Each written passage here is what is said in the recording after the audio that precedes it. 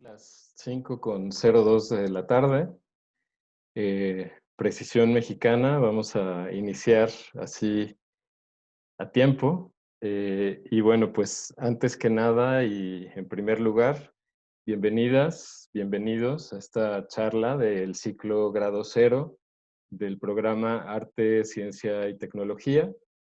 Les agradecemos muchísimo que nos acompañen hoy. Para nosotros es un verdadero lujo, un gusto tener, eh, pues, en este día, en esta nueva edición de Grado Cero, a Bárbara Santos. Eh, digamos que una de las cosas positivas de esta situación por la que estamos pasando, de esta pandemia, es que, pues, hemos podido contar con, la participación de personas que, pues, están lejos, ¿no? Lejos físicamente. Entonces, bueno, pues quisimos aprovechar esta oportunidad que nos da el hecho de trabajar a través de estas plataformas digitales en las que estamos todas y todos inmersos. Y pues invitar hoy a Bárbara, que pues está en Bogotá, en Colombia. Y pues de alguna manera es como si todos estuviéramos en casa, en una especie de sala de reuniones, cada quien en su silla favorita, frente a su pantalla. Entonces, bueno, yo el día de hoy al menos celebro muchísimo que podamos acercarnos de esta manera y que estas herramientas que a veces pueden parecer frías o distantes o incluso pues instrumentos de explotación, ya poniéndonos un poco tremendos, que el día de hoy nos permitan estar cerca, nos permitan conocernos, nos permitan dialogar. Y justamente es pues la invitación de hoy, ¿no? Que en esta charla de grado cero podamos iniciar este diálogo en torno al trabajo de Bárbara, que a su vez recoge muchísimas voces, muchísimos pensamientos, muchísimas maneras de ver el mundo, ¿no? Entonces, aprovechemos esta oportunidad única, creo que es un momento especial. Y a mí personalmente, pues me da muchísimo gusto tener hoy a Bárbara con nosotros, porque es una artista y también una amiga a quien he seguido desde hace muchos años y pues con un interés y con una admiración creciente, ¿no?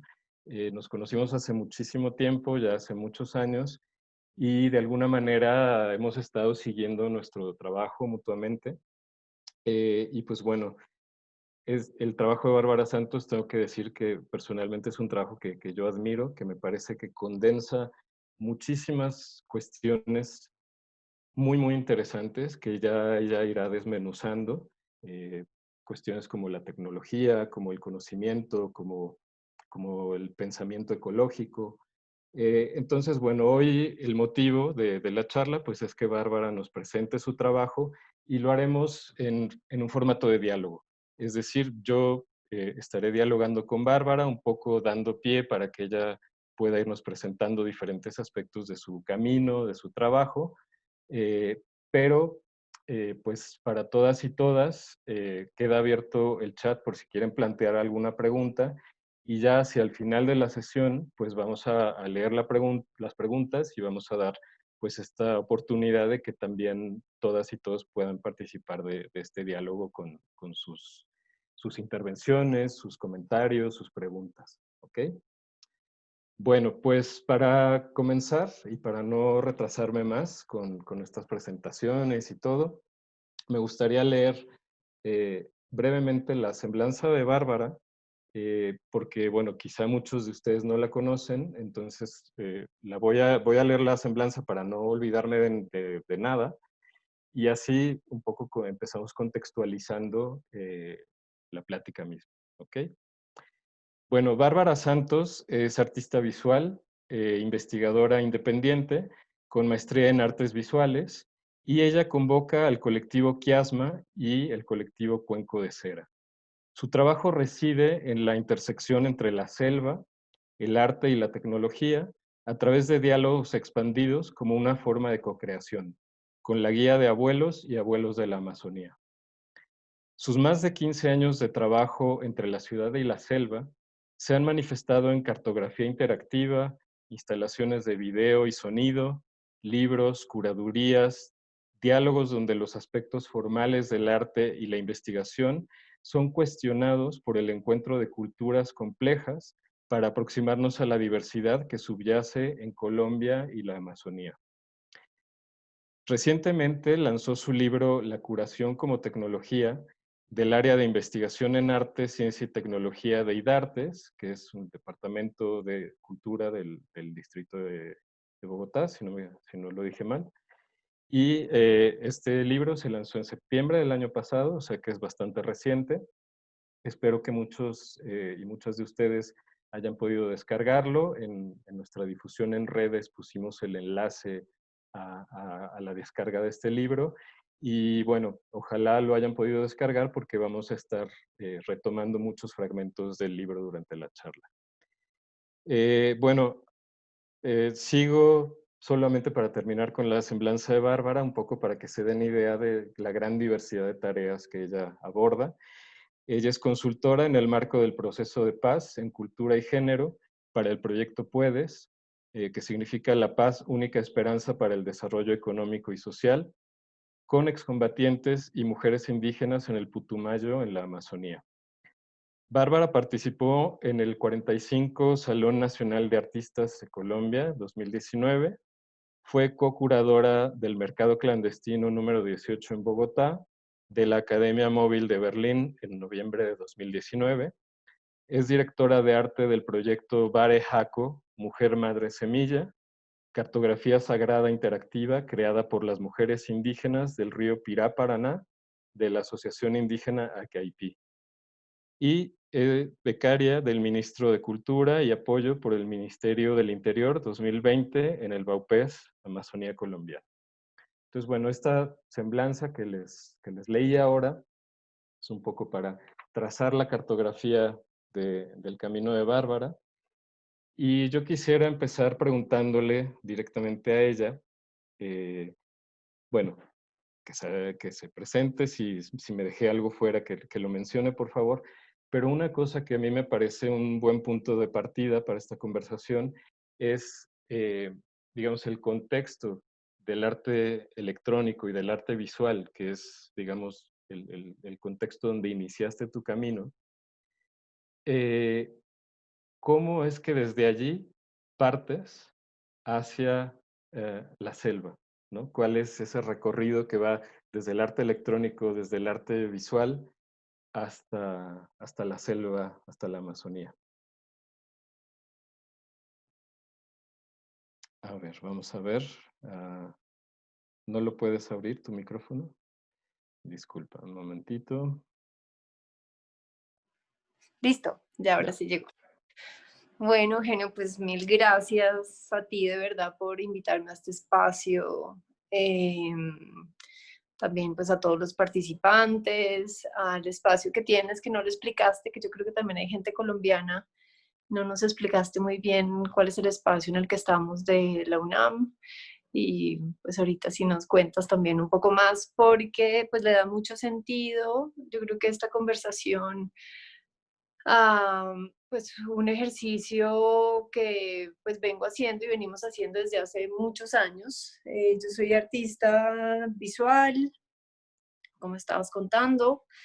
Me enfoqué en artes electrónicas y digamos que pues como construí una carrera pues digamos como académica, pues muy al principio enfocada pues a procesos siempre como de narrativas digitales y siempre como de co-creación, ¿no? De alguna manera siempre las artes electrónicas tienen como algo de esa raíz.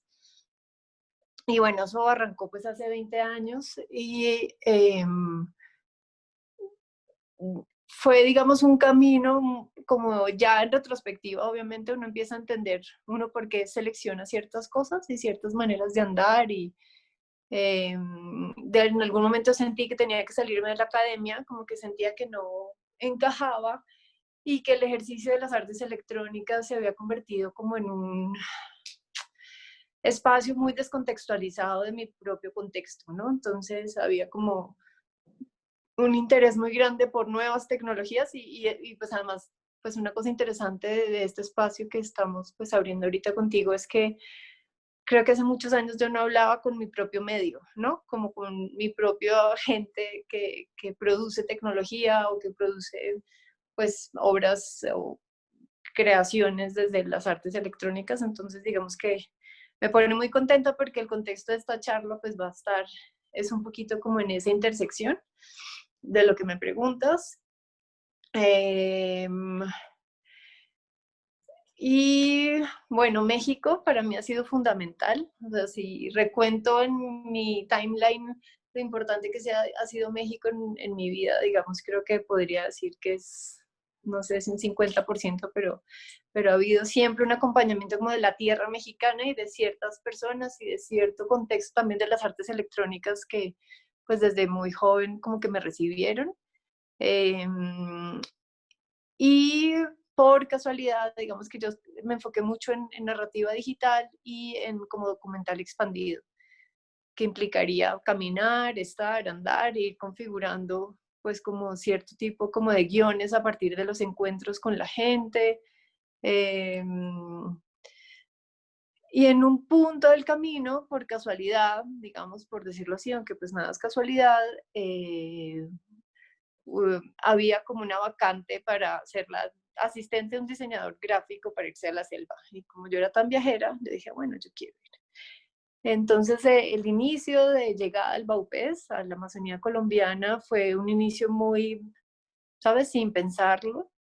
Y cuando llegué al Baupés, a través pues, de una fundación que se llama Gaia Amazonas, que ellos pues trabajan con indígenas desde todo el área como de jurisdicción y política, de pues, temas legislativos indígenas, me invitaron porque la asociación indígena que se llama CAIPI quería realizar un libro sobre la investigación indígena. Entonces, cuando llegué, pues yo les dije, bueno, yo soy artista electrónica y yo no sé nada de papel. O sea, yo en mi vida he hecho nada que no sea distinto a hacer trabajos con sensores y pantallas. Y fue un proceso pues muy lindo como de comprender que pues desde mi ignorancia muy atrevida, yo sabía que el libro que ellos querían hacer, que era un libro de investigación hecho por los indígenas, hasta ahora estaba como en su principio, ¿no? No, o sea, no, realmente no estaba muy estructurado.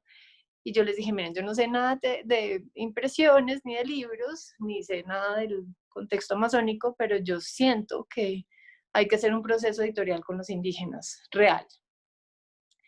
Y bueno, ahí arrancamos un trabajo que duró 10 años. El libro que hicimos se llama El territorio de los jaguares de Yurupari, del cual pues terminé siendo su coeditora. Hicimos un comité editorial indígena, el libro es escrito por los abuelos, más o menos 90 investigadores indígenas participaron en el libro y bueno, fue un proceso muy largo de vida. Realmente casi que es como no sé, un hijo, ¿no? Como esas cosas que uno termina cultivando y cultivando y haciendo. Y ahí, digamos, hubo un quiebre, ¿no? Para mí, muy grande. Ese fue un libro pues muy bello. Y de ahí nace este segundo libro, un poco cuando yo ya se lanza el libro de Los Jaguares, yo tenía siempre esta dicotomía, ¿no? De hacer artista electrónica y de trabajar pues ya con indígenas de una manera tan profunda y tan íntima. Y este libro que se llama La curación como tecnología, que es este, que está online, para los que no lo han bajado, y de Artes la Alcaldía, pues como contó Eugenio, lo saca en una línea también de arte, ciencia y tecnología. Entonces, nada, para mí este libro condensa un poquito esa pregunta, ¿no? Como el cruce de esos caminos, en qué momento se cruzó las artes electrónicas con todo el saber, pues ancestral de la Amazonía, que pues de verdad para mí, o sea, me cambió absolutamente mi forma de entender el mundo y de sentir y de pensar. Es súper interesante cómo llegas, como tú dices, casi por una mera aventura, casi suena como una casualidad.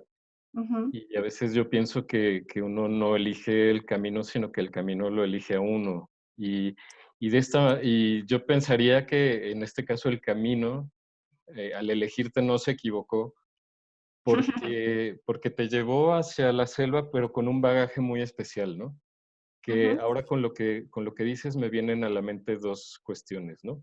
ujú, Una es tu bagaje como artista electrónica, es decir, como un artista que indaga en la tecnología, que según Timothy Morton, pues bueno, un artista que trabaja con materiales lo que hace es una especie de arqueología relacional porque está poniendo en relación diferentes cosas y yo pienso que los artistas electrónicos tienen como esta capacidad de escarbar muy profundo en la tecnología, ¿no? Entonces ese es un ujú, bagaje con el cual ya entraste en la selva. Y el otro, que me parece muy bonito, es cómo te aproximas a este libro, con una actitud de escucha, ¿no? A mí me parece que la escucha como apertura también es como una apuesta política en el sentido de mm, romper la hegemonía, si quieres llamémosla hegemonía blanca, de yo vengo a decirles cómo se hacen las mm, cosas, yo vengo a traerles la ciencia, la tecnología, y cuando tú dices, bueno, es que este libro tiene que ser un proceso donde las voces de la selva estén reflejadas, ahí ya estás asumiendo esta posición de escucha, ¿no? ujú, Entonces, no mm. sé qué nos puedas decir sobre la escucha, por un lado, y sobre ese bagaje tecnológico con el cual llegaste a la selva. Sí, pues primero había como una intuición en todo esto cuando trabajaba en artes electrónicas, y es una cosa que hemos hablado tú y yo bastante en todos estos años, y es que yo sentía que no había un trasfondo sobre, pues que nombrara un poco como el saber de la tierra en la cual yo no había nacido, o el conocimiento, o las maneras de pensar amerindias.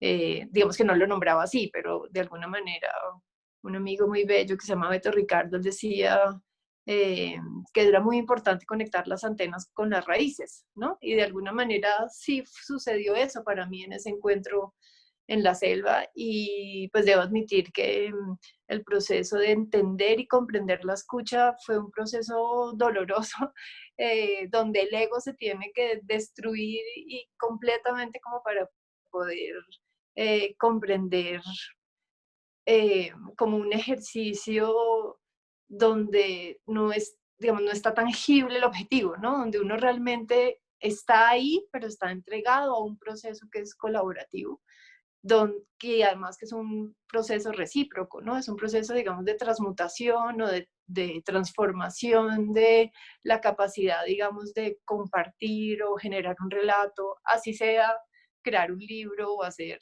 unas grabaciones o hacer realidad aumentada o lo que sea. Realmente fue el saber ancestral y fueron las abuelas del río Piraparaná y los que me permitieron entender que somos parte de, ¿no? Como que no hay como una forma única, lineal del conocimiento, eh, o donde yo tengo un saber. Entonces, en la selva, pues es muy fácil que la gente llegue como a solucionar, ¿no? Entonces, yo llego, ¿qué necesitan hacer un libro? Bueno, los libros se hacen así, ¿no? Y este ejercicio fue todo lo contrario, es sí, es como la tierra realmente era la que hablaba y la que nombraba las necesidades y la escucha. Ahí digamos que ellos pues realmente me permitieron entender cómo te puede acoger, ¿no? La comunidad, donde tú eres un lugar, pues tú tienes un lugar fundamental como todo el mundo y tu saber surge o florece en la medida donde haya realmente no solamente como unas ganas de escuchar o ser querido, sino de estar inmerso en un proceso interior también tuyo. O sea, esto implica generosidad, a grosso modo. O sea, esto es como el tema de la escucha en este caso, es un tema realmente donde tienes que agarrar, ¿no? Tu intención individual de querer solucionar para entrar como como a otro tipo de configuración de sentido, que eso pues ya es lo que ha venido pasando en los últimos 15 años, pero pues ha sido un proceso no muy fácil, pero pues absolutamente conmovedor. Me parece que además este proceso de escucha Ujú, es como tú dices, es, bueno, implica generosidad, implica disolver el ego, pero es también un primer paso a una traducción epistémica, ¿no? Porque pues solemos pensar en el contexto cultural en donde estamos, pues que hay maneras de saber que en realidad no tienen una alternativa, no tienen una vuelta de hoja, porque en nuestro contexto pues las cosas se hacen de una manera y así es como funciona nuestro mundo, ¿no? Y en cambio esta escucha, siento que a lo largo de tu trabajo ha abierto el paso a este diálogo entre diferentes epistemologías, es decir, a Ujú, diferentes formas de conocer el mundo. Y creo que una cosa muy valiosa, que a ver si podemos empezar a meternos en ese tema, es diferentes formas de entender la tecnología. Yo, ujú, retomando a mi querida Nadia Cortés, que es una compañera con la que trabajo bastante, ella dice que deberíamos o tendríamos que pensar en la tecnología no solo como en artefactos, sino como en valores e ideologías, ¿no? No es el ujú, artefacto en sí. Y entonces esto nos lleva a su vez a pensar que diferentes culturas con diferentes valores e ideologías crean diferentes tecnologías. Pero ujú, aquí ya hay pues una sorpresa a la hora de escuchar, porque uno pues siempre que se enfrenta a otra manera de pensar y de hacer la ujú. tecnología, hay todo un camino de aprendizaje, hay un camino de traducción, y Mm, me gustaría que empezáramos a entrar ya en ese camino, ¿no? De qué ujú, otras tecnologías fue las ujú. que descubriste ahí en la selva. Vale, pues ahorita yo creo que vamos a arrancar un poco como, obviamente, pues yo trabajo en el PIRA desde el 2005, ¿no? Y ha sido un proceso muy especial. Yo pues comento que esto lo hemos hecho a nivel, digamos, independiente, absolutamente. No ha habido ningún tipo de financiaciones o apoyos, solo los mínimos necesarios por los ministerios. En los momentos que la Asociación Indígena ha querido, yo he trabajado directamente con ella, con la asociación, así he entrado, digamos, por una fundación. Ha sido un proceso eh, muy profundo de conversaciones. Esto no ha sido fácil, ¿no? Como que va a hablar de cosas que parecen como, ay, sí, qué lindo hacer un libro. Pero esto realmente ha sido un proceso de mucha laboriosidad. Y entrar, claro, entrar a un territorio que pues, es la selva amazónica, eh, pues implica que todo cambia, ¿no? Todo pierde el sentido, o sea, realmente tú entras como a otra articulación de saberes, donde uno simplemente puede tener una actitud de no me permeo, ¿cierto? De esto, yo estoy en mi mundo y mi mundo funciona bien y allá está el otro mundo, o empezamos a hacer un trabajo que como cuento no ha sido nada fácil, pero ha sido un trabajo muy enriquecedor mutuamente de hacer eso que dices, de realmente poder poner como en movimiento dos maneras muy distintas de pensar el mundo, dos o varias maneras de pensar el mundo. Quiero que veamos un videíto, vamos a ver como 4 fragmentos muy pequeños de un video que grabé en agosto del 2014, creo, con David Copenagua Yanomami. Él es como uno de los líderes amazónicos más importantes que hay, eh, de los Yanomami, que tiene pues además un libro precioso que se los recomiendo todo, que se llama La caída del cielo. Eh, y tuve la oportunidad de conocer a David en Brasil, estábamos en Parachi, en Brasil, eh, y fue muy bonito porque yo estaba terminando el libro de los jaguares, del territorio de los jaguares de Yurupari, que para mí era una misión que yo tenía con el Pira Paraná, que era hacer ese libro, que es un libro de 426 páginas de autoría de los indígenas. Pero siempre, digamos, este encuentro con tecnología interno, ¿no? Como esto que sucedía de haber estudiado tecnología y haber usado distintos tipos de tecnología y de haber programado, de alguna manera hizo algo en mi cabeza que cuando yo entré a la selva, desconociendo completamente el contexto, parecería que yo entendía mucho más que muchos de mis otros compañeros que no eran indígenas. En un sentido, toda la narrativa, pues, todo el proceso como rizomático, eh, que estaba estructural en mi cerebro, me permitió de alguna manera como poder dilucidar muchas cosas de las que se nombraban. Como cuento, duramos 10 años haciendo un libro muy complejo, bellísimo, Y David, justo en esa charla, como que yo dije, bueno, ya estoy terminando el libro de los jaguares, creo que necesito dedicarme un poco a mí, ¿no? ¿Cómo conecto todo ese tema tecnológico y cómo lo nombramos? Y pues esta entrevista para mí fue como, como el momento en que pues un sabedor tradicional como David me permite, y mi pregunta fue esa, David, yo quiero empezar a trabajar sobre tecnologías ancestrales en relación con tecnologías occidentales, dime qué crees, dime si esto es un camino, si vale la pena. Y pues tuve la fortuna de que David me concediera esta entrevista. Y para mí fue como una puerta abierta, ¿no? O sea, es como después de esa entrevista fue como un, sí, claro, y pues entramos en un proceso muy lindo que ya llevamos como 6 años. Eu aprendi com grande Bagé da aldeia, que ensina para nós, que fala pra, sobre motoca. Motoca, ele vai ser iluminar a terra, vai ser luz, iluminar a terra, tudo.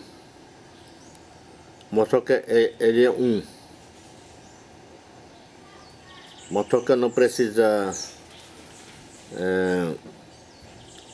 usar outras coisas. Ele é um próprio. Ele é um. Ele é uma. Motoca, ele é grande, poderoso. Ele dá a luz para a terra, para gente, nós, todo o povo indígena, todo o povo da terra, acordar. Voy a hacer como unas pequeñas traducciones. Vamos a ver, pues dura 15 minutos, entonces vamos a cortar. Em, y quería como empezar a retomar ciertas palabras que el mismo David dice, y es pues que él nombra su tecnología como una entidad, ¿no? Esta entidad es gente, es un ser. Cuando él nombra este pues, ser sobrenatural, eh, sobrenatural no es la palabra, pues porque es natural absolutamente. Él señala el sol, ¿no? Y él usa dos palabras, dice motoka, como el sol físico que uno ve, y motokari, que es como si el espíritu que está detrás del sol, ¿no? Y él lo pronuncia como de esa manera. Nós estamos na Machita e vivendo, olhando, andando, fazendo a festa e estudando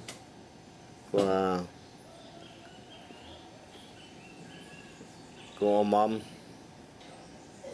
A grande liderança Pajé, ele fala, tem dois nomes, tem motocari, tem uma motoca e motocari. Ele não vai morrer. Ele não vai precisar assim, ajuda. Ele não vai sair daí não, ele vai permanecer. Nós, nosso povo da terra, nós vamos falecer, vamos morrer. Né? A tecnologia, ele faz secar um rio. Né? Ele, quando o motoca fica próximo com o Rotomosse, ele pisa o rio, ele chupa, que ele é muito forte. Ele é um tipo como eu, gente, mas ele é uma tecnologia da natureza. Sí, no sé si quieras poner el siguiente, que ya había hablado un poquito de lo que dijo ahorita en Sí, este segundo. Ujú, perfecto. Lo adelanto un poquito. ujú. Un momentito. Ahí vamos. Sí, esa es una conversación, digamos que sí, que tuvimos sobre las dos, como las dos formas de comprender, ¿no? Y él, pues ahí fue como muy generoso en hablar desde los dos mundos, desde él y después desde nosotros. Yo creo que ese video está online, debe estar en mi página, si no está, pues después les puedo pasar el enlace. Le voy a poner. Então nós, Pajé, nós falamos com nossos filhos, falamos também com a não índio. Hoje o dia, hoje, né? Hoje tem muitas pessoas, muita gente não índio, eles estão loucos. O povo enlouqueceu por causa da tecnologia da luz. Tá? Tecnologia que vocês falam, se ia para a máquina funcionar e funcionar para usar, trabalhar, você escrever, então o que precisa a UPA para fazer energia, para fazer tecnologia. Né? A tecnologia está ali, motoca. Então eles são parentes. Eu aprendi com a grande meu chefe da comunidade do Atorico, que me ensinou para mim tecnologia Yanomami, tecnologia no índio. Entonces, si vemos un poquito y escuchamos, ¿no? Porque una de las cosas más difíciles que nos cuesta a nosotros en un ejercicio de escucha, y es una cosa que yo reitero bastante, es que somos muy ignorantes de otro tipo de procesos y de conocimiento, ¿no? Que obviamente no sabemos del saber tradicional amazónico por ignorancia, ¿cierto? Por historia, porque nos toca reconstruir a nosotros mismos una historia que no nos han querido contar. Entonces entiendo, ¿no? Que no signifique que ahora se tenga que entender de repente o que esto sea algo fácil de digerir, pero sí que tenemos que abrazar nuestra ignorancia, o sea, permitirnos no entender, ¿no? Permitirnos no entender literalmente eso y así pensemos que entendemos un poco, hay que pasar mucho tiempo realmente en escuchar y comprender la complejidad de las palabras con las cuales ellos nombran las cosas. Entonces, si el sol es una entidad, ¿cierto? Que tiene un espíritu, si el sol es gente, Geronaupo que está debajo de la tierra, que se le pide, o sea, se quedó ahí, quedó atrapado para que no saliera, también es gente, ¿no? También es una entidad. Entonces, hay muchas cosas que parecen como muy naif o tiernas, pero realmente no lo son. O sea, están hablando realmente de entidades muy complejas y en este caso, sí, como que pues el tema, ¿no? Como que el sol es una entidad, pues lo sabemos por muchas comunidades indígenas, pero también como empezar a profundizar y a complejizar, porque él dice que la tecnología occidental, es decir, las máquinas que requieren un alambrito, ¿no? Que, perdón, que condensa el sol, es pariente del sol, ¿no? O sea, estamos ya empezando a conectar que la tecnología digital con la cual yo la estaba grabando, ¿no? Entonces él la señala y dices que son parientes, ¿no? Ahí empieza a haber como unas como relaciones de lo que él nombra. Sí, quizá podemos seguir viendo el video porque hay otros fragmentos, pero mientras lo vemos, me baso un poco en tus palabras para quizá añadirle una capa a esa actitud de escucha, a ese proceso de escucha, que es mucho más que escucha, sino realmente una decodificación. Pero si quieren, si les parece bien, les muestro los otros dos fragmentos del video y entonces seguimos. A ver, un momentito, voy a compartir la pantalla. Mandar mensagem para todo mundo. Tá? E nós Yanomami são os trabalhadores, chama Koyori, né? Então é um trabalho diferente. Nós trabalhamos diferente. Proteger, preservar, não sujar água, não destrói. Esse aí é nosso trabalho. O homem, não o índio, ele destrói tudo.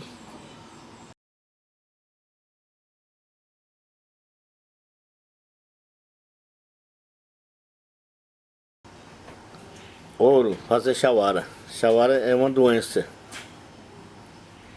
Ouro fazer uma doença, uma pessoa adoecer. Então o Mamo não descobriu, o Mamo pensou, ouro fica guardado no chão, a pasta da terra. Y vamos a un último fragmento, o quieres decir algo ahora. ¿Hay otro fragmento? No me acuerdo. Sí, si me había- mandaste uno, pero si quieres lo dejamos aquí o mostramos el último. Sí, mostremos el último.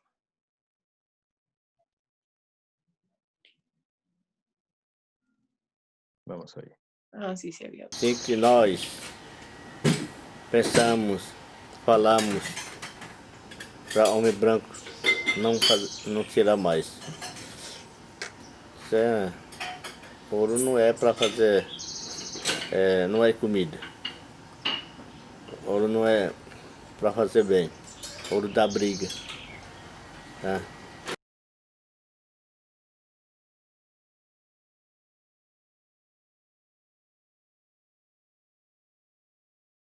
Índio, tendo índio, é índio que sabe proteger. Se não tiver índio aqui, já tava tudo pelado aqui. Porque aqui tem um Guarani. Tu viu ontem, né? Guarani tem aqui, tem um pouco Guarani, mas são pouco. Para nós, indígenas, é mais preservar a natureza. A natureza é como irmão. A natureza é como pai, perto da gente. A natureza faz bem à saúde. Você está vendo agora, nós estamos sentados aqui. A natureza perto, as montanhas aqui perto, mas o rio está poluído. O mar está poluído. Ninguém pode tomar banho, não pode tomar mais água. Essa água que a gente toma vem de longe, das montanhas.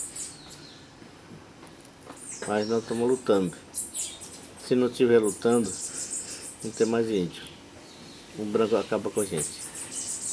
Mas a natureza está junto com nós, para não deixar acabar. Isso aí é importante.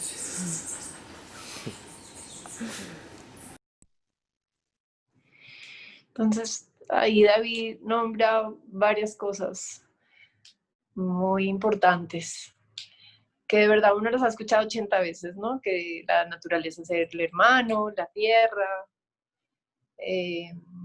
Y pues una de las primeras preguntas es ¿qué es naturaleza? ¿No? O sea, cuando nosotros llamamos naturaleza, ¿qué llamamos? Y esa es como una de las ejes fundamentales del trabajo que hemos realizado. Yo lo que hago es trabajar con un grupo, pues desde el saber tradicional. Ellos son como los guías, de alguna manera, y lo que hacemos o lo que hago es como dependiendo de lo que vayamos conversando, se une gente, amigos, personas que trabajan con artes electrónicas o con sonido o con imágenes y pensamos juntos problemas, ¿no? Todo esto se ha hecho de manera realmente, pues, como de vida, ¿no? Como en un ejercicio vital. Y cuando estábamos ahí en ese lanzamiento, y me pongo a pensar que esto fue ya pues hace bastantes años y ahora pues con el COVID y con estos virus tan extraños, él, él- él dice que el sacar el oro produce Shavara, y eso es una enfermedad. Y realmente Shavara quiere decir epidemia para él, ¿no? Como epidemia infecciosa. Y estaba pensando ahorita, mientras lo veía, que es muy loco porque nosotros decimos que estas epidemias son, sí, por problemas ecosistémicos, que no ha habido un buen manejo y que de pronto ha sido por exceso de tráfico de animales, ¿no? Como todas teorías que hay, y en más o menos en este caso en lo que está diciendo es que las epidemias son causadas por el oro que se está sacando de la tierra, ¿no? Que son cosas que las dice, pero que nos cuesta mucho trabajo capturarlas, que es un poquito lo que tú estabas hablando de codificar. O sea, no, no vale solo escuchar y repetir, ¿no? Implica empezar a dudar de lo que escuchamos, a dudar de nuestras respuestas inmediatas, eh, a dedicarle mucho tiempo. O sea, esto sí ha sido pues un trabajo de años y años y años y años, y de intuiciones y de escuchas y de compartires y de hacer cosas muy cotidianas a cosas muy profundas, porque ahí se va tejiendo todo esto, ¿no? Esto no es una cosa que tú en un segundo tienes una pregunta y un sabedor te la va a responder, ni mucho menos, sino todo lo contrario, es como que esto requiere de una lentitud muy grande, y yo leo y yo le he mostrado este video a mucha gente que no me dice nada después del video, ¿no? Es como, no, cuesta mucho trabajo decodificar lo que están nombrando, ¿no? Y eso también pasa en el libro La curación como tecnología, que es un libro que gracias a que David un poco abrió la puerta y me dijo, este es un tema importante, o sea, hablar de tecnologías occidentales y su relación con tecnologías digitales, ancestrales, es realmente relevante, ¿no? Vale la pena. Y ahí empezamos como todo este ejercicio de conversaciones, y además pues estuvimos varios días en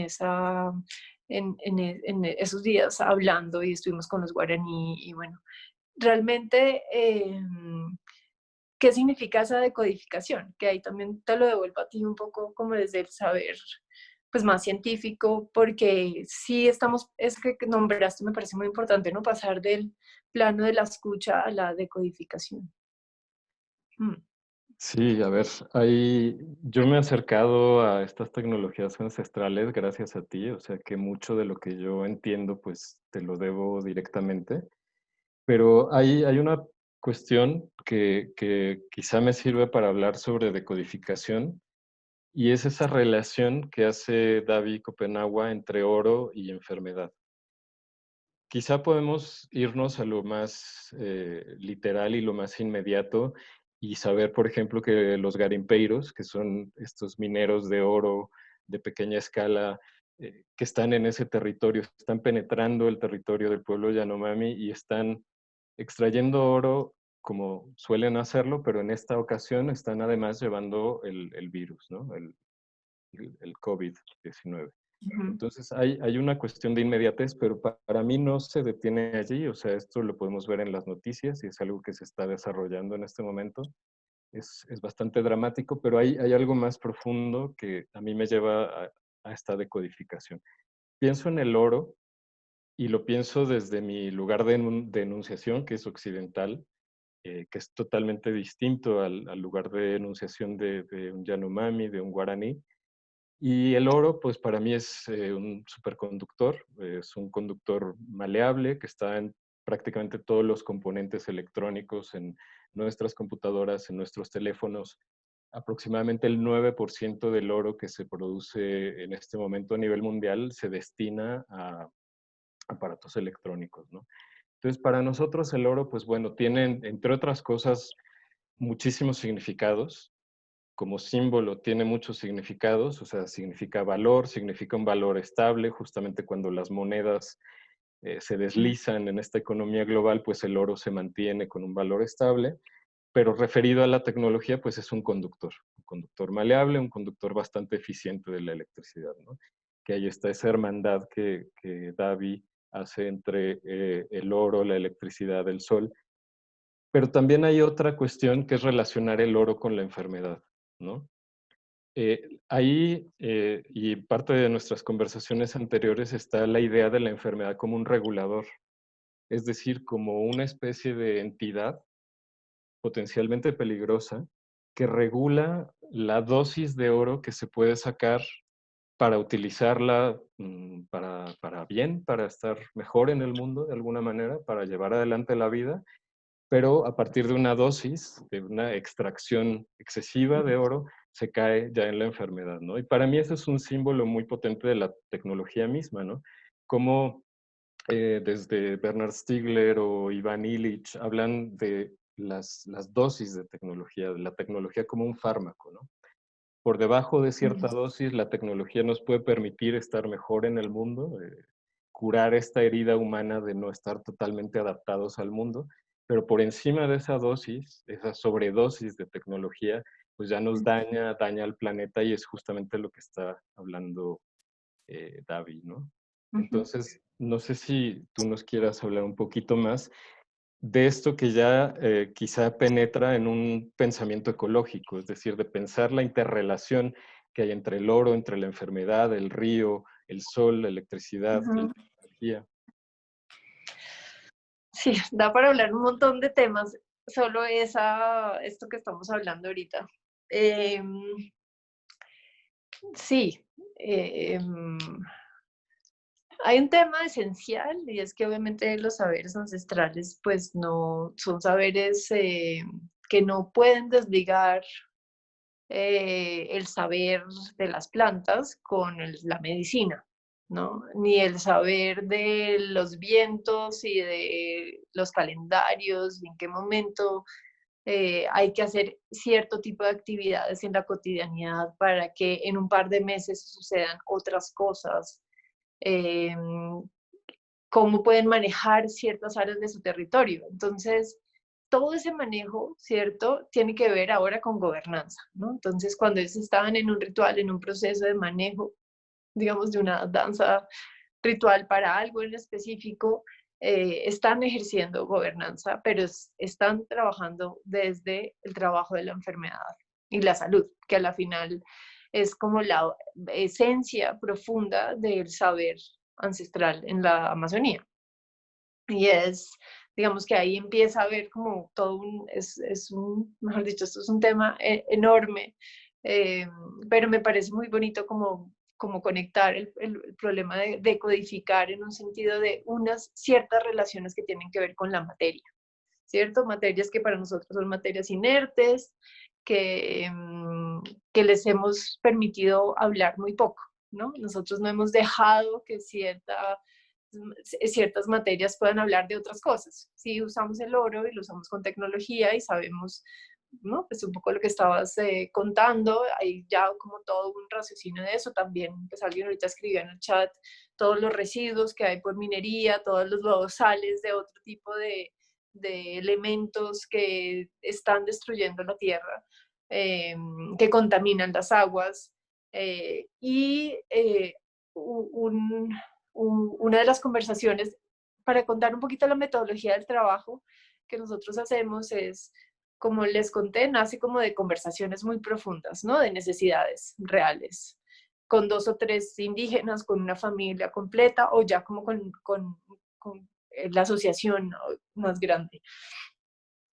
O con otros sabedores también, pues como David o gente que uno va como encontrándose en el camino. Y dependiendo de lo que es, nosotros invitamos a ciertas personas para conversar de ciertos como temas que necesitamos seguir comprendiendo. Y hicimos un taller muy, muy importante que es parte de lo que está consignado en el libro, que es el taller que nombramos Cuenco de Cera, que es un ejercicio del compartir de los dos mundos, ¿no? Como digamos que el cuenco solo cuando trabajamos con ellos, con la gente del Piraparaná. Esta comunidad es una comunidad que por muchísimas razones no le tocó desplazarse de su territorio de origen, o sea, ellos siguen viviendo en el territorio desde, sí, desde el origen del mundo, ¿no? Ellos, antes de que emergieran los seres como seres, a ellos les fueron entregados unas herramientas, unos elementos, unos saberes que quedaron guardados en el territorio y nace la gente cuando sobre esos lugares. Entonces el territorio es el que tiene el conocimiento y que tiene unos materiales que nombramos materiales sagrados para poder distinguir en nuestra occidentalidad.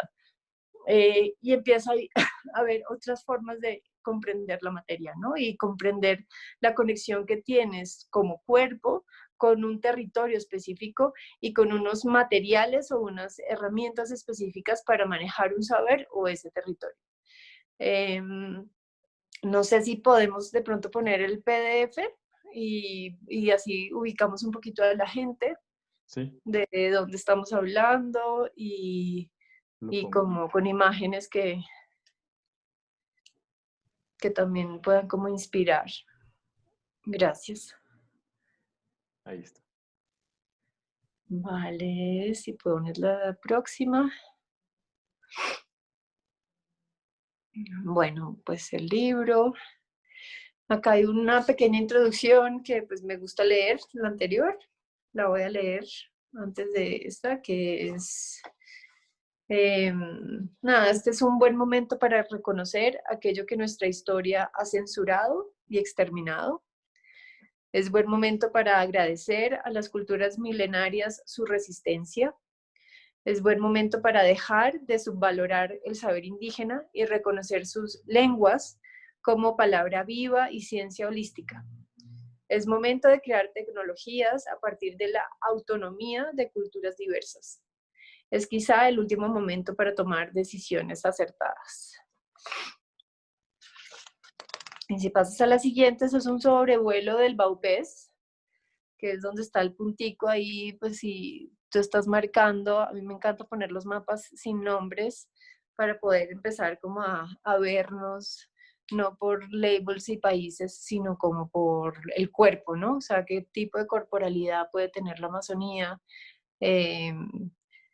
Si vemos ahí, pues está pues señalado donde queda el Baupés, que sería como el área de la Amazonía colombiana. Eugenio, si te acuerdas dónde es Colombia, para que le señales a nuestros compañeros mexicanos. Estamos por Entonces, ahí. ajá, exacto. Donde tenemos Cordillera de los Andes y Amazonía.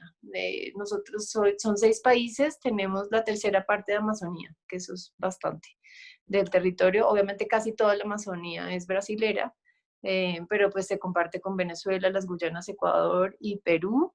Y el río Amazonas, que es el que está pues ahí en la mitad, nace de la cordillera de los Andes, ¿no? Y cae al, al, al mar, al Atlántico. Y el saber indígena, que lo presentan en el libro de los jaguares de Yurupari, lo que dicen es que nace justo del delta del Amazonas, o sea, en donde cae el río, ellos vienen de forma inversa. Y bueno, es una historia muy larga, pero ahí como para ubicarnos. Él es Reinel Ortega, él es un sabedor, creo que es pues para mí la persona que me ha curado, que me ha permitido entrar al río. Lo conocí en el primer viaje en el 2005 y desde eso pues hemos tenido como una relación muy, muy profunda de amistad y comprensión, y pues para mí este libro es un homenaje al trabajo de Reinel. Esa es una foto de hace 12 años por ahí. Y aquí empezamos a entrar como esa materialidad, ¿no? Una de las cosas que tiene como este tema como de los procesos de los materiales tiene que ver con que preponderamos unos materiales frente a otros, ¿no? O sea, para nosotros el oro es, claro, un conductor, cierto tipo de metales, pero no atendemos a los minerales y a la complejidad de las plantas, ¿no? Este es uno de los primeros textos que hay en el libro que habla de una planta sagrada muy importante que es el carayurú.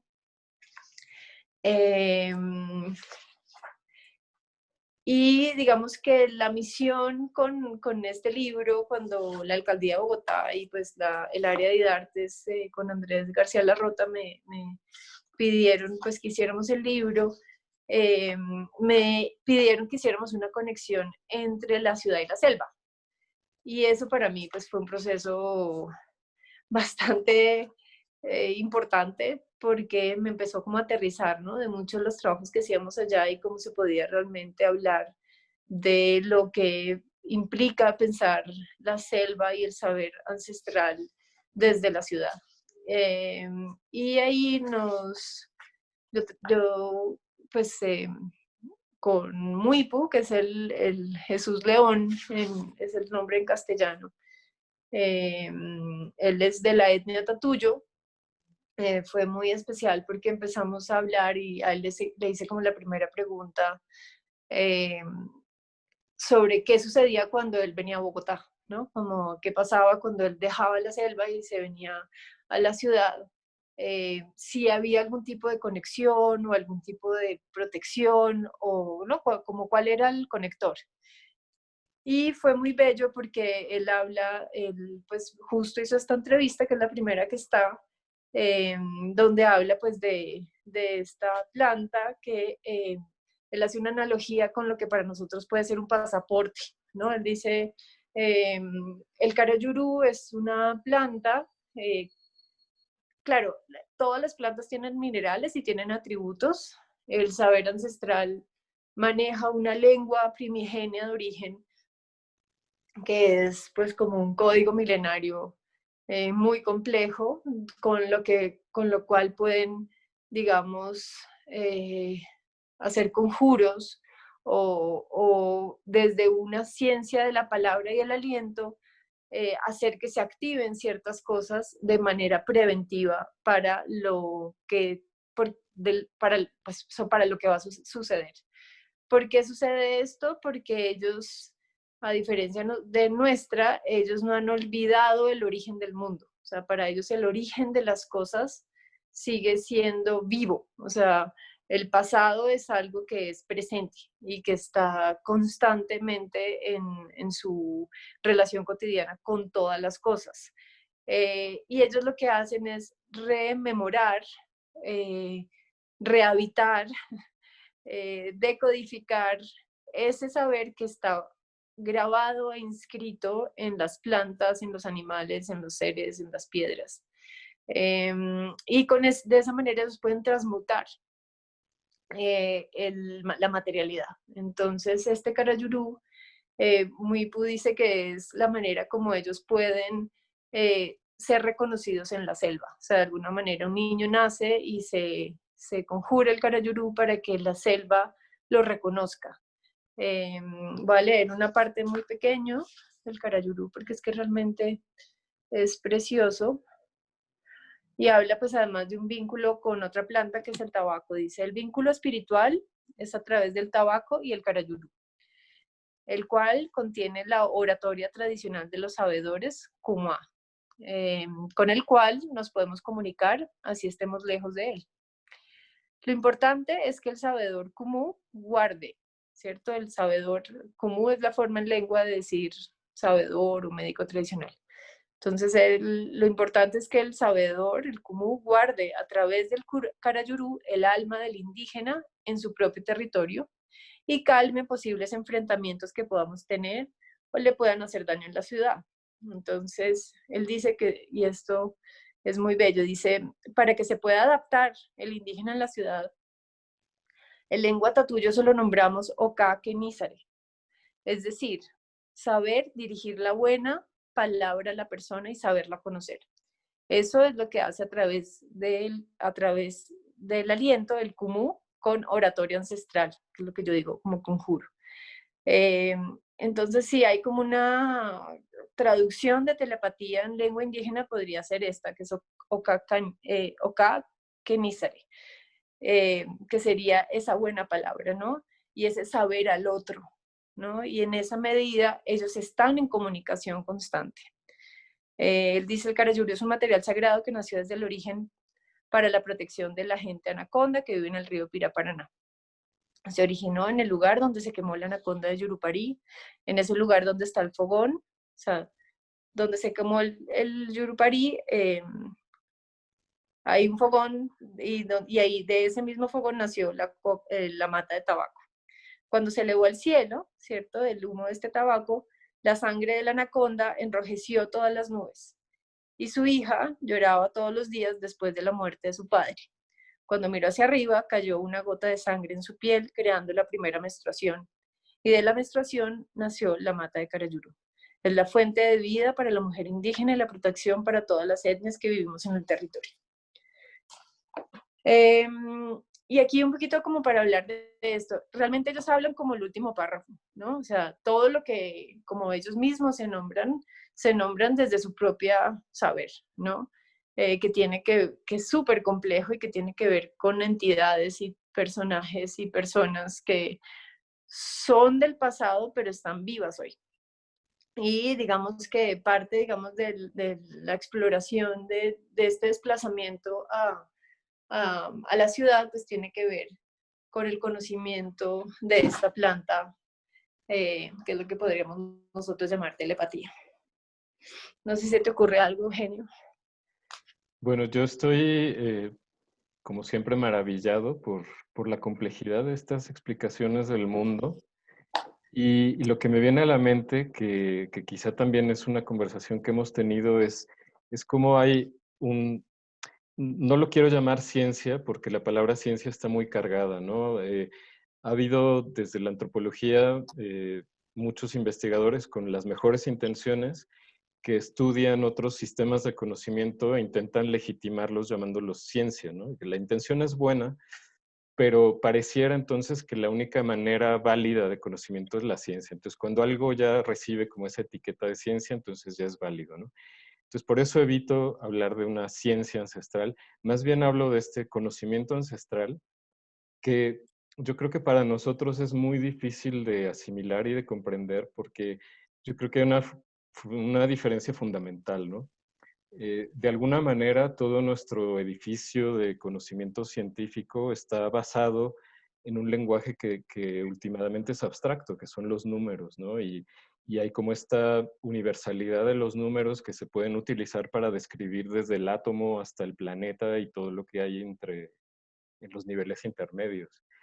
Y yo pienso que este sistema de conocimiento ancestral está referido a algo mucho más concreto, que es la materialidad y la tierra y el cuerpo y el territorio, ¿no? Entonces, ese movimiento intelectual de desplazar el eje y pensar la explicación del mundo a partir de la materia y del cuerpo y no a partir de los números, de ecuaciones, es un movimiento que nos cuesta mucho, a mí me cuesta mucho salirme de ese centro mío y compartido con, me parece que con todas y todos ustedes, pero es lo que me viene a la mente, ¿no? Al escuchar siempre estas palabras que tú traes desde la selva.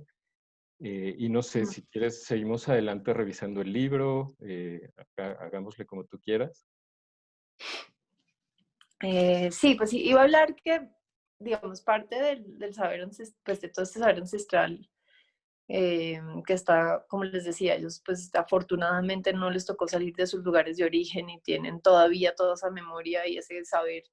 Eso está pues en lenguas, ¿no? Indígenas, en otras formas de lengua. En la Amazonía colombiana hay 54 lenguas indígenas, pero no significa que todas las 54 lenguas sean de personas que tienen todo su, digamos, conocimiento complejo, vivo, ¿no? Lastimosamente, pues, bueno, no vamos a entrar en estas historias, pero pensando en el lenguaje, nada de esto se puede traducir. O sea, son formas completamente diferentes de configurar la vida y traducirlas es reducirlas. Definitivamente lo que estás diciendo es verdad. O sea, yo a veces juego con el tema de tecnología y ciencia para justo contrarrestar o generar algún tipo como de incomodidad, porque pues él está absolutamente desacreditado. Pero parte del ejercicio principal, pues uno de las personas con las que se ha aprendido más y trabajo muy de cerca es un antropólogo que se llama Stephen Hugh Jones. Él estuvo en el Pirá Paraná en la época de los 60 con su esposa Christine Hugh Jones, que es antropóloga y médico. También estuvieron allá en los 70. Son personas pues que han dedicado su vida entera a entrar en un proceso, digamos, de, sí, de traducción, ¿no? Que es un poquito lo que intentamos hacer.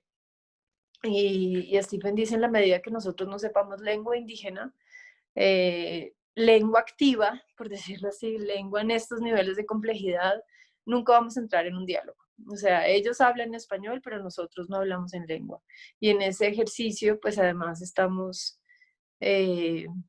todo ese aliento, ¿no? Toda esa fuerza que puede tener la palabra, toda la fuerza que puede tener el cuerpo mismo para comprender ciertas cosas, simplemente se nos diluyen, ¿no? Yo en ese creo pues que el arte y un poco las imágenes y estas conversaciones son parte de eso, de nombrar un poco lo innombrable, ¿no? Como de nombrar lo que no se puede traducir. Quería traer una de las, pues en el libro están invitados dos antropólogos muy, muy famosos, uno colombiano y el otro Stephen Q. Jones, y el colombiano se llama Juan Álvaro Echeverry. Ellos son fantásticos y yo muy juiciosa los puse al final del libro. Y realmente pues uno de los textos, pues que realmente todos son muy bellos porque todos son entrevistas o conversaciones muy largas que tuvimos durante varios años.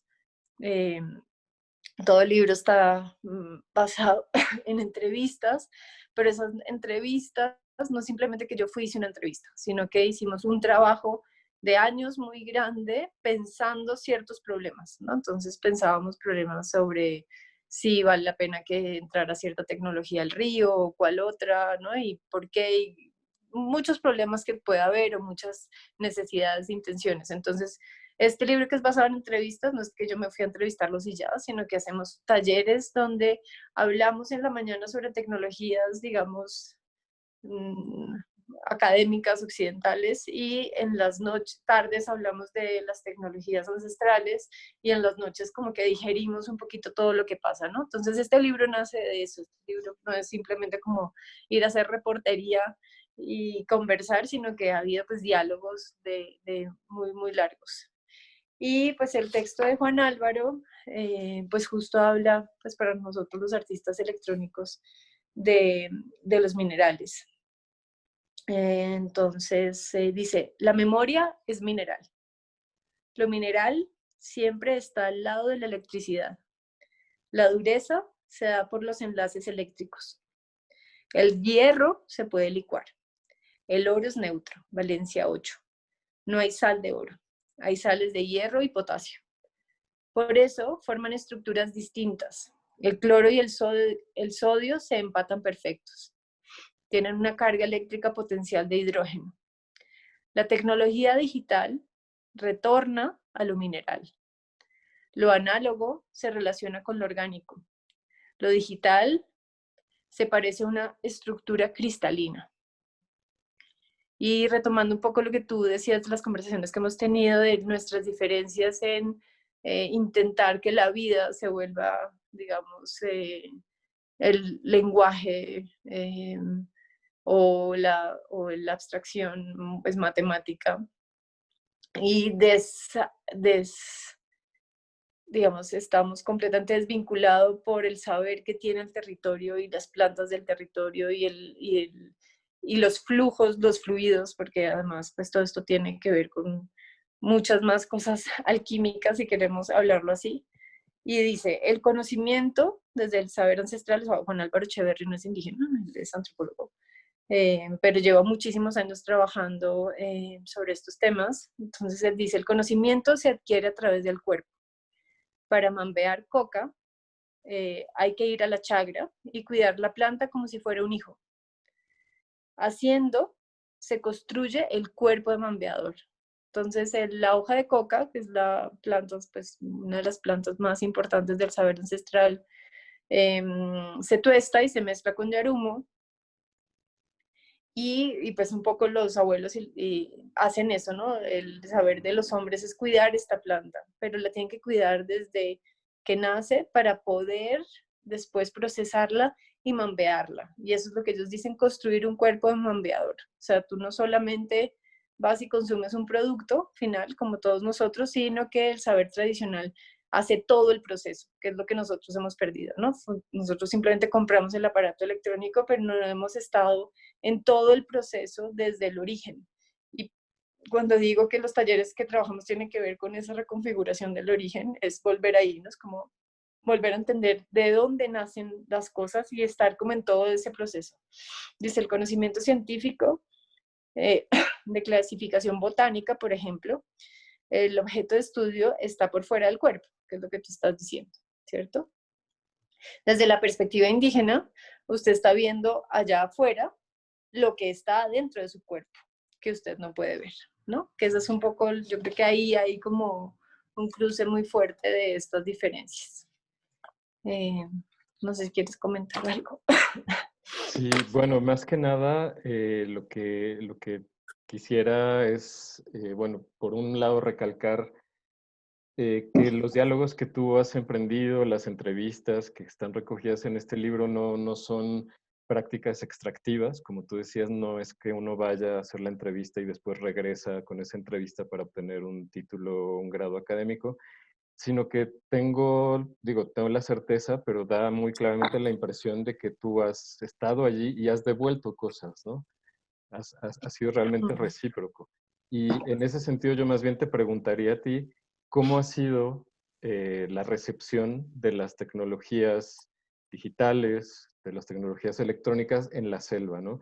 Y a lo mejor Ujú. ahí nos puedes hablar un poco más de tu trabajo, de las cosas que tú has propuesto y de cómo se han recibido en la selva. Em, sí, pues digamos que la pregunta de casi que los encuentros muchas veces han tenido que ver con eso. Cuando uno piensa en que, ¿no? Que el Internet está llegando al Pirá, porque efectivamente hace 6 años el Ministerio de Tecnología puso kioscos digitales por distintas partes del país y entre esas en el Pirá se pusieron 2 kioscos digitales con Internet satelital. eh, en el río no entra la señal de celular, entonces, pero pues igual media comunidad tenía celulares eh, para tomar fotos o para grabar audios.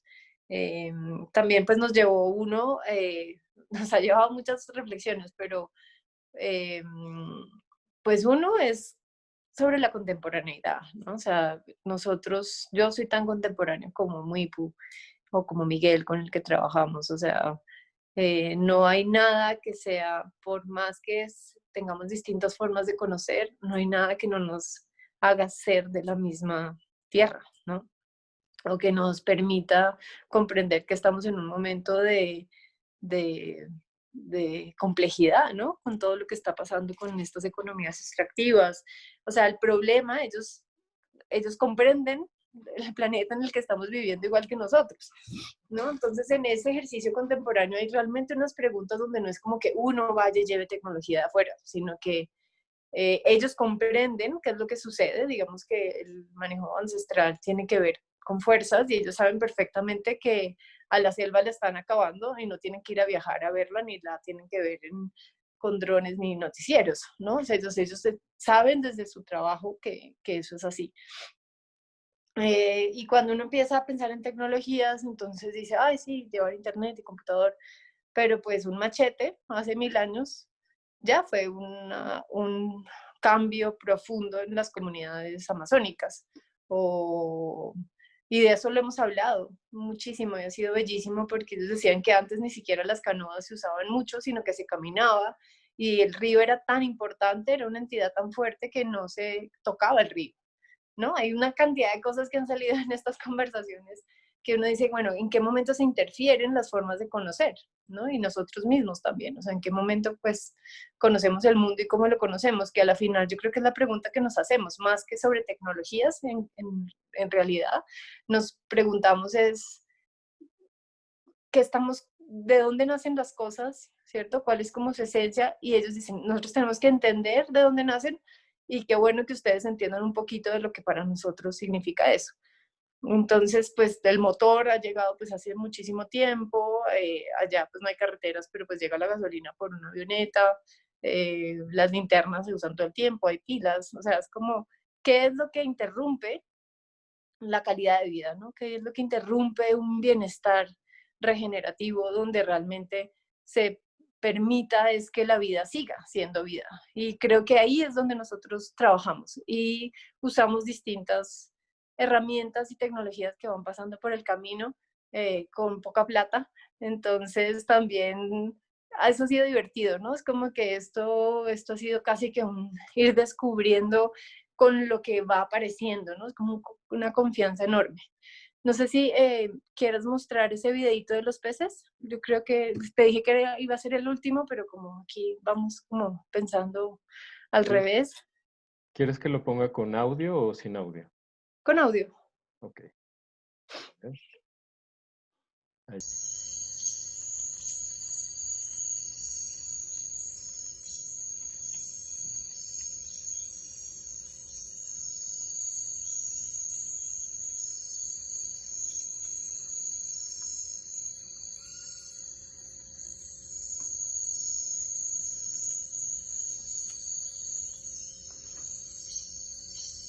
Si quieres deja el de Dago, también sirve. Ah, ok. Dura 45 segundos. Perdón, déjenme regresarlo un momentito y ahora comparto la pantalla. Es cortiquitico. Ahí está Dago jugando con un sensor de esos de manos, que están todas las falanges y todo súper detallado. Entonces ahí estábamos un día en Bogotá molestando.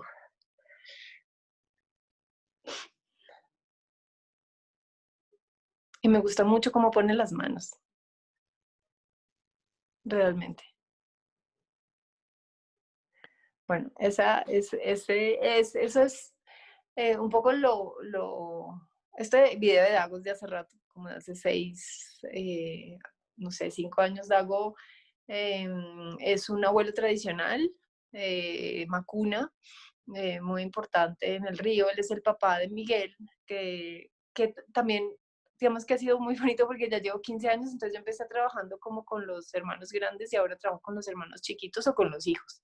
Entonces también nos ha sido bonito como en la comunicación, como de cómo conectar a los abuelos y a los hermanos mayores con procesos de los jóvenes que obviamente pues saben más que nosotros sobre lo que sucede en el planeta. Entonces, como estas ganas, ¿no? También de usar tecnologías, aparatos celulares, aparatos móviles que cada vez son más baratos, que pueden llegar al río de forma más rápida, que lo pueden cargar, que no se les va a mojar como antes que usaban un computador y esos 90% de humedad. Entonces ahorita los celulares están funcionando mejor. Entonces también eso nos mueve con la tecnología. Es como, pues tenemos celulares, que es lo que aguanta la humedad, pues trabajemos con celulares.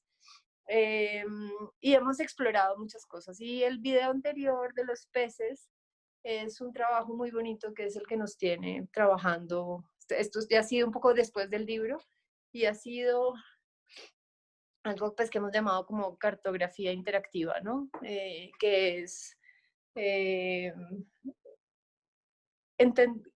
esto pues ha nacido de todo el saber que yo he aprendido con ellos y de las preguntas que tenemos, y es todo el saber está atado al territorio, ¿no? Entonces, una cascada, un árbol, una piedra, está cargada de conocimiento. Y esa se relaciona con otras, y cada una tiene un montón de relaciones. Entonces, estamos usando medios que nos permitan no trabajar tanto con la escritura. En algún momento dado en el río, pues entra, pues ahí hay un colegio, una institución, del Estado que les pide que escriban, pues ellos también escriben hace mucho tiempo, algunos, no todos, pero hay un tema sobre la pedagogía de los colegios que es, pues, ¿no? El tema de pobrecitos que son analfabetas, entonces es que tiene que ver mucho sobre el lenguaje escrito y su saber, pues, ancestral es oratorio. Entonces hemos hecho un trabajo muy bello de ver cómo podemos seguir encontrando ciertas herramientas que puedan servir en los procesos pedagógicos de las escuelas, pero que conecten un poco las necesidades de los jóvenes por descubrir ciertas cosas y que las abuelas y los abuelos se sientan cómodos también en la transmisión de esa información. La transmisión se hace en los rituales, la transmisión se hace de manera tradicional, ahí realmente, o sea, ellos tienen una autonomía y o sea, ellos realmente lo que hacen es proteger el planeta y la Amazonía, ¿no? Eso es como, los que necesitamos ayuda somos nosotros y los que necesitamos aprender que el mundo es otra cantidad de cosas somos nosotros. Y lo que cuando nos pensamos en estas como necesidades de conectar cosas, como entender cómo podemos realmente hacer que la abuela se hable lo más rápido que pueda, como con un joven que tiene 16 años y que tiene ganas de, no sé, irse a Mitú, que es la ciudad más cercana, que queda 10 días de monte caminando, ¿no? Como que todas esas cosas son preguntas, entonces vamos usando herramientas. Y ha sido extrañamente la realidad aumentada un espacio que nos ha permitido entender, pues como aprovechar ciertas cualidades en un sentido en que pues los celulares, como contaba, pues no se mojan, tienen una carga de batería mucho mayor, eh, tienen muy buena calidad de cámara, pues van caminando por el monte y se lo pueden poner en los, ¿saben? En los bolsillos o en los canastos o en lo que sea. Eh, y ha sido muy bonito porque eso ha permitido que todo el trabajo, digamos, del saber específico de un lugar se trabaje a través de dibujos. Entonces trabajo muchísimo el dibujo y la oratoria sobre ese lugar. Entonces la realidad aumentada estamos en este momento en un proyecto que se llama Kirikibare Jacó con las abuelas, sobre el conocimiento de la semilla, de la yuca y cómo quedó en unos lugares específicos, y ahí hay un saber. Entonces es lo que han hecho es dibujar, que fue lo que vieron la realidad aumentada. Estaba leyendo una imagen de una yuca brava, de una semilla de yuca brava que nació específicamente en una cascada, y los peces que salen es sobre una historia de origen que tiene que ver con esa cascada y con esa yuca, que es el piracemo, que es como cuando ese tipo de pescado hace ritual. Todo esto es otra cosa, pero bueno, el tema es que Muipu, entonces, y cogió el pescado y lo pescó, y me mandó una foto. Y una abuela hizo el dibujo de la, de la cascada con la semilla, y hemos hecho todo un trabajo con realidad aumentada, haciendo 3D también para que ciertos niños en los colegios puedan ver esto. Esto lo estamos haciendo con 2 compañeros más que colaboramos en el río, o sea, y esto lo hacemos directamente con la asociación indígena, y la verdad nosotros no buscamos nada, o sea, no es que queramos llegar como a un resultado, o vamos a hacer una bioinstalación o vamos a generar un producto, pero sí hay como unas necesidades, ¿no? Es como ver si hay unos insumos, digamos, para los jóvenes. Las abuelas dijeron, no, es que yo quiero que, bueno, sobre esos pescados, el video no está, pero se reproducen unos cantos de las abuelas. Y cuando hicimos un taller de realidad aumentada ahorita en noviembre fue bellísimo porque las abuelas dirigieron todo, entendieron perfecto qué era realidad aumentada y para qué. Yo les llevé, pues hicimos este ejemplo de los peces. Pues yo a veces llevo ya cosas, pero porque llevamos 1 año y medio hablando con un grupito sobre cuáles son las opciones, y así, ¿no? Se va creando. Entonces, no, realmente no hay como, es que me preguntaba si la tecnología llega como por algo, o que si hay, es como, no, o sea, ha llegado hace tanto tiempo. El tema es que somos tan contemporáneos y es tan complejo para nosotros que esto es una pregunta constante, ¿no? Y cada vez se viene más hacia mi mundo esta pregunta, y un poquito esta conversación tiene que ver con eso. Los que tenemos que cambiar somos nosotros, ¿no? Yo no sé si Ahí, vamos a abrir a preguntas también, sí, no pero sé si antes de las preguntas quieras mostrar el otro video de realidad aumentada, que bueno, es Houses in the Forest, solo para uh-huh, mostrar otro aspecto de tu uh-huh. trabajo. Vamos a compartirlo un momentito.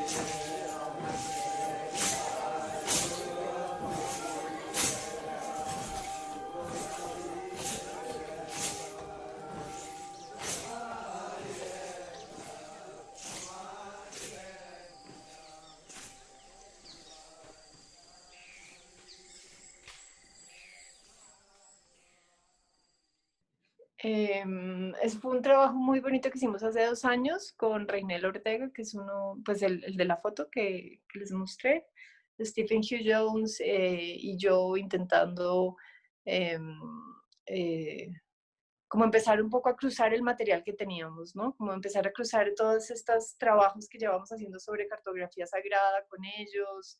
Lo que vieron es la estructura de la Maloca. Para ellos esa estructura representa el mundo, el planeta, y es donde ellos viven. Bueno, es una relación muy compleja. También hay un dibujo y volvemos a todo este trabajo de traslapar, ¿no? De lo material físico a lo intangible, digital, que permite escuchar sonidos. Digamos, estos son unos cantos de unos abuelos en los 70s que tenía Stephen Hugh Jones. Entonces estamos como también traslapando como mundos, haciendo unas pequeñitas experimentaciones eh, hacia nosotros y hacia adentro del río, ¿no? Como para, eso fue como una puerta muy bonita lo que estamos haciendo ahorita de cartografía sagrada interactiva. Pues tú, bueno, creo que querías abrir un poquito a preguntas. Los digo por Yo, el tiempo porque podemos vamos muy hablar bien, mucho más. Ok, vamos muy bien. Si quieres seguir un poquito más explicando ok, algo que quieras explicar, todavía tenemos tiempo para que tengamos al final por lo menos 20 minutos de preguntas. ok. No sé si quieras,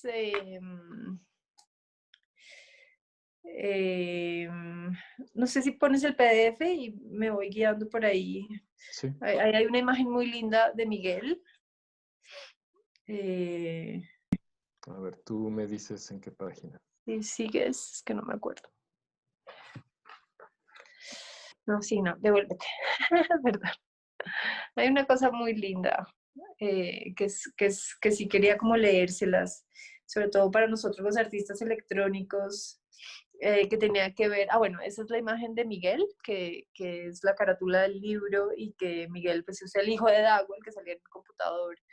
Y de verdad esto ha sido muy bonito, como hemos compartido cosas que ellos van buscando y uno y mis amigos, ¿no? Como podemos ir respondiendo, y en qué medida también nosotros vamos comprendiendo otra forma de configurar el planeta. Y bueno, de esta imagen podría hablar mucho, pero pues quería traerla porque pues es bellísima y muestra muy bien cómo esa maloca y ese conocimiento ancestral pues tiene que ver con los puntos cardinales del planeta, de su cosmogonía. No, sí, no es como que ellos estén en la selva solo pensando en ellos, sino están pensando en los vientos, en la recolección de ciertos males, y por eso cuando ellos dicen, no, es que no pueden seguir tumbando la selva, es porque saben que realmente que se están quedando sin las herramientas para poder colaborar en la estabilidad del planeta. Y también, ¿por qué los sabedores tradicionales están diciendo esto ahora? Es frente a las amenazas, ¿no? Ellos antes no tenían la necesidad de hacer estos libros y de explicar esta información porque funcionaba más o menos, ¿cierto? Para lo que ellos necesitaban en la medida de lo posible, pero las amenazas ahorita son muy grandes y como David lo estaba diciendo, en este momento, pues si sigue así, si seguimos extrayendo petróleo y oro, simplemente pues es que ya nos vamos a acabar. Y creo que estamos en un momento muy particular del mundo para eh, trabajar por el saber ancestral. En un sentido no significa ir, estar, hacer turismo, saber quiénes son, no, simplemente saber que existen, saber que ellos cumplen una función fundamental para como la correlación ecosistémica para nuestra, ¿no? Pues si llegan las arenas del Sahara hasta México y hasta Colombia, pues también creo que ya somos capaces de entender que hay una gente que es la que sabe cómo regular la relación hombre-entorno y hombre, eh, sí, como planeta, ¿no? Y que solo saber que existen y respetarlos y cuidarlos en un sentido que ellos nos cuidan a nosotros, pues ya vamos a poder amplificar y ampliar nuestras preguntas. Hay un texto muy lindo que quería poner, es de Robertico, que creo que es, ya te digo, el PDF, que creo que es como la tercera imagen, la cuarta. Sobre todo para los que trabajamos con luz y sombras de hace tantos años, el anterior. ¿Esta?